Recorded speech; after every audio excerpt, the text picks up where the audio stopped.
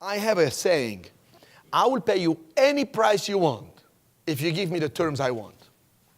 I will pay you any price you want if you give me the terms I want. Let me exaggerate that. Let's say I have a property for $100,000. I'm willing to give you $1 million. But let me pay you over 100 years. And let me make the payments on an escalated program where I can start with $100 a month and it will increase exponentially. Heck, by the time I pay it off, it would be worth $3 million. You see my point? So you got to understand the balance of how it works. That's why the notes, when I talk about the notes, and I say, you know, here's the note. The note is worth, let's say 60. You're buying it at 37.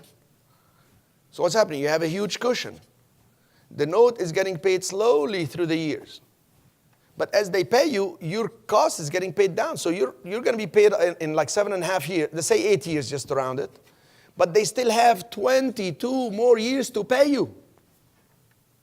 This is crazy.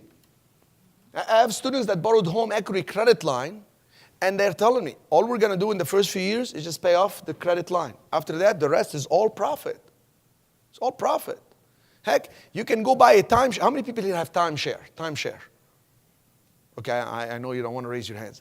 Come on, it's all right. Okay, timeshare, all right. Timeshare costs you money to start and costs you money ongoing.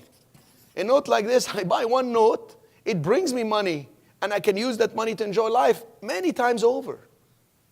And I'm not trying to compare in terms of like lifestyle, I'm just comparing cash flow situations. You know, you took the commercial buildings in Puerto Rico. If you think what I have here is good structures, you should see what I've done in Puerto Rico. Unheard of in the business. Unheard of in the business. Taking one building and you can retire from one. Not just from the cash flow, but from the cash I get out of it. Okay? And you get a building and all the rent keeps going up with no headaches. It's not like a bunch of tenants. One tenant in that building paying me more than you can get for a whole mall. And the debt keeps getting paid down. And the banks are anxious, and in an area that can go down. There's only so much depth in the water for the cruise ships to dock. The cruise ships industry is the only one growing even in a down market. They're building new ships bigger and bigger.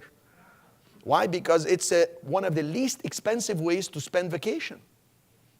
It beats hotels. Cruise ships is a cash cow. Do you know the cruise ships, just to give you some numbers.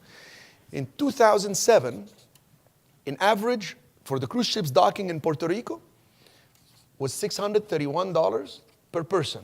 That's the average per customer on the cruise ship. In 2009, March, which was the worst, I don't know if you've ever seen any statistical chart, March 2009 was bing in the stock market and real estate and everything, okay? Average $333 per customer. When you talk to PPI, which is the company from Miami that does the cruise ship advertisement worldwide, and I talk to their people very directly because I know them from the business we have in Puerto Vallarta, Mexico, so I know the key people there. So I asked them, hey, how come you're able to make it at 333?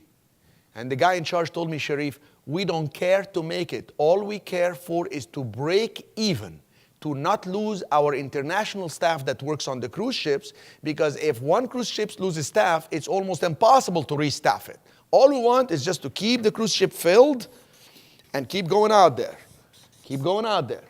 Because we're actually building the bigger ships because we have critical mass. And it's going to work for us. I said, but, I mean, you're barely breaking even. He said, yeah, we give the same quality food, the same entertainment, the same anything. I said, how do you make it? Well, when they dock in the ports and they go and shop. Have you ever gone to a cruise ship? And they give you like where to shop? Recommended by Carnival Cruise. When you go and shop there, these stores pay percentage to the cruise ship. So he said, well, we make our money from the shopping. The whole thing is great. The whole thing feeds for us as business owners if we're in the right places. And you got to find one. How about in Newport Beach? How about looking certain areas in Laguna Niguel? It's the same concept. Just find out where. In Key West, Florida. Once you know where the traffic is, the prime locations, and what to do and how to structure your deals and all this, it's like putting the pieces of the puzzle together. You get the lowest price, the best deal, the best tenant, the best lease, the best financing, and then the whole thing makes best. And if you missed one little thing, which is taxes, you end up paying 35 to 45%. Guys, I mean, on $1 million here in the US, here in California, on $1 million income, your taxes, because it's a graduated tax plan. On the first you pay so much, and then you pay more and more. On $1 million income, there's no way in California you pay less than $450. In New York, you'll pay $490. It's 49% there. I mean, and if you find a legal way to avoid that and reinvest this, that's powerful.